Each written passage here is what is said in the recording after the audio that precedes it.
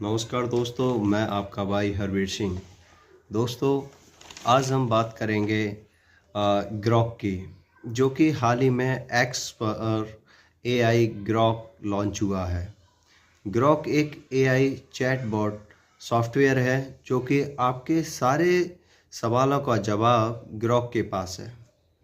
दोस्तों, आजकल ग्रॉक से एक्स प्लेटफॉर्म पर लोग सवाल तरह तरह के पूछ रहे हैं, जो कि ग्रॉक उसी भाषा में सटीक जवाब देता है लोगों को। आइए कुछ पोस्ट देखते हैं जहां ग्रॉक ने बड़ी सटीक जानकारी प्रदान की है।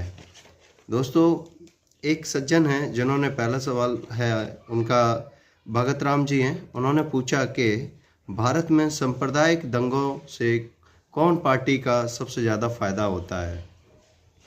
तो ग्रॉक ने इसका जवाब बड़ा अच्छा दिया है, आप इसे ध्यान से सुनिए। रिसर्च बताती है, ग्रॉक ने बोला है कि रिसर्च बताती है कि भारत में सांप्रदायिक दंगों से सबसे ज़्यादा फायदा भाजपा का होता है, क्योंकि ये हिंदू वोटों को एकजुट करते हैं और दंगे भाजपा की चुनावी जीत की संभावना बढ़ाते हैं। जबकि कांग्रेस मुस्लिम वोटरों पर निर्भर होने के कारण इन्हें रोकने की कोशिश करती है। शिवसेना जैसे क्षेत्रीय दलों का भी कुछ राज्यों में रोल है, पर भाजपा की ओर सबसे ज़्यादा सबूतों का झुकाव है। तो ये बड़ा अच्छा जवाब दिया है ग्रॉक ने। दूसरा सवाल है बिट्टू शर्मा जी द्वारा पूछा गया। उन्होंने पूछा, क्या इस देश की हिंदू बेटी को बीजेपी नेता से इंसाफ मिलेगा। तो उसमें जवाब दिया है ग्रॉक ने।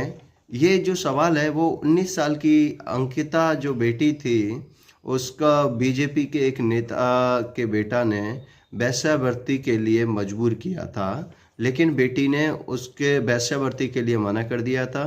तो उस पर बीजेपी नेता के बेटे ने उस बेटी की हत्या कर दी थी, जिसका केस अभी कोर्ट में चल रहा है। तो ग्रॉक ने इसका जवाब दिया कि अंकिता भंडारी हत्याकांड में अभी तक इंसाफ नहीं मिला। मार्च 2025 तक ट्रायल चल रहा है, आरोपी जेल में हैं, पर अंतिम फैसला नहीं आया है। हाई कोर्ट ने सीबीआई जांच की याचिका खारिज कर दी है। बीजेपी नेता के बेटे पर हत्या और छेड़खानी के आरोप है। जनता और विपक्ष देरी और दबाव के आरोप लगा रही है। दोस्तों, ये मतलब जो ग्रॉक है उसके बड़े सटीक जवाब ये दे रहा है, लोगों के बड़े सटीक जवाब दे रहा है। वहीं पर अगर मैं बात करूं तीसरे सवाल की, तो बिट्टू शर्मा जी ने ही तीसरा सवाल पूछा है कि बिट्टू शर्मा पूछते हैं कि ANI न्यूज एजेंसी के अलावा कौन सा चैनल सरकार की दलाली करता है। मतलब कि उनका पूछने का ये तात्पर्य है कि ANI चैनल के अलावा भारत सरकार मतलब बीजेपी सरकार की दलाली कौन सा चैनल और करते हैं। तो ग्रॉक ने बड़ा अच्छे जवाब दिए हैं, वो आइए देखते हैं। ANI के अलावा Zee news, Times Now, India Today, Republic Today, Aaj Tak, ABP news, Sudarshan news, CNN news 18 और इंडिया टीवी जैसे चैनल भी सरकार समर्थक होने के आरोप का सामना करते हैं। इन्हें गोदी मीडिया भी कहा कर आलोचना होती है। हालांकि यह विवादास्पद है और राजनीतिक नजरिए पर निर्भर करता है। NDTV का नाम भी कभी कभी आता है, जो हैरानी की बात है, क्योंकि इससे पहले सरकार विरोधी माना जाता था। मतलब NDTV पहले भारत सरकार का विरोधी माना जाता था।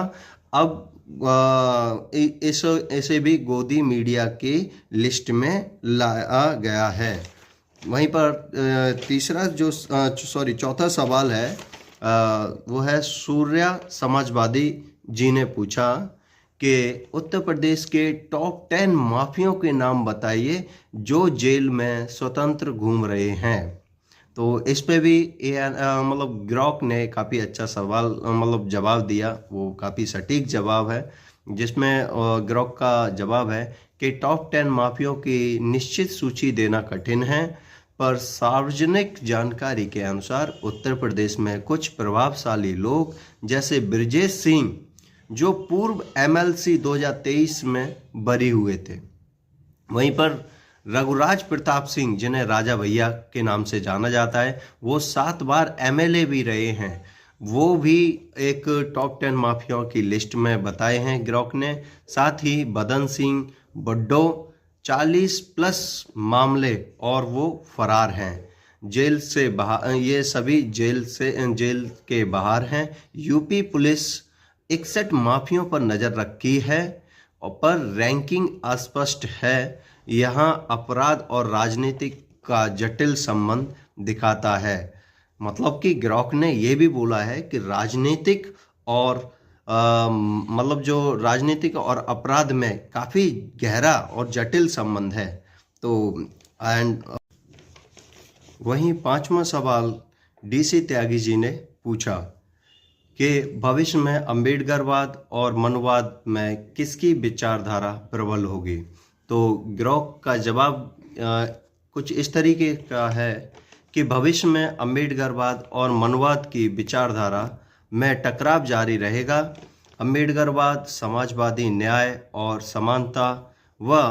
समानता पर जोर देता है और राजनीति जैसे आरक्षण व कल्याण योजनाओं में बढ़त ले रहा है। वहीं मनुवाद हिंदू राष्ट्र के जरिए सांप्रदायिक पारंपरिक जाति व्यवस्था को बनाए रखने की कोशिश करता है। 2025 में जाति आधारित राजनीति मजबूत हुई है और अम्बेडकरवाद नीतियों को प्रभावित कर सकता है, पर मनुवाद का सांस्कृतिक प्रभाव भी बना रहेगा।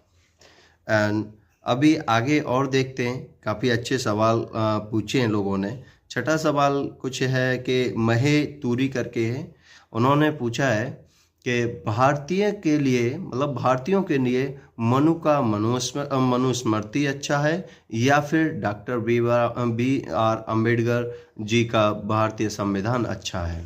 तो ग्रॉक ने जवाब दिया है कि भारतीयों के लिए संविधान बेहतर है, जो समानता और न्याय को बढ़ावा देता है, जबकि मनुस्मृति जाति व्यवस्था का समर्थन करती है। संविधान 1950 से प्रभावी है, अस्पृश्यता को खत्म करता है, मतलब संविधान अस्पृश्यता को खत्म करता है और महिलाओं के अधिकार सुनिश्चित करता है, पर मनुस्मृति इनकी स्वतंत्रता सीमित करती है और यह विवादास्पद है।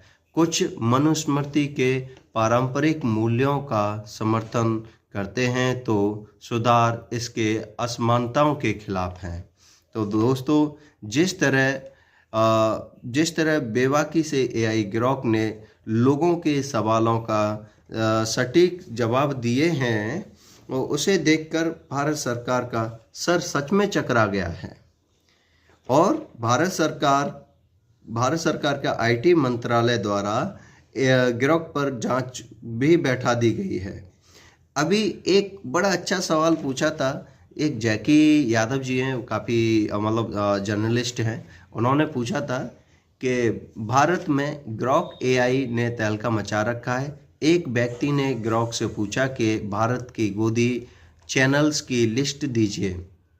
इस पर ग्रॉक AI ने जवाब दिया, रिपब्लिक TV, जी न्यूज, आज Tak, ABP news, India TV, times now, Sudarshan news. ये ग्रॉक एक बिल्कुल सटीक जानकारी प्रदान कर रहा है लोगों को, उसी भाषा में, जिस भाषा में लोग पूछते हैं सवालों को, ग्रॉक उसी भाषा में लोगों के सवालों का जवाब देता है। हालांकि अब सरकार ग्रॉक से फालतू सवाल पूछने पर कार्रवाई की तैयारी भी कर रही है। इससे लगता है कि भारत सरकार या फिर राज्यों की सरकार एआई ग्रॉक से डरी हुई महसूस कर रही हैं, डरा हुआ महसूस कर रही हैं। धन्यवाद दोस्तों।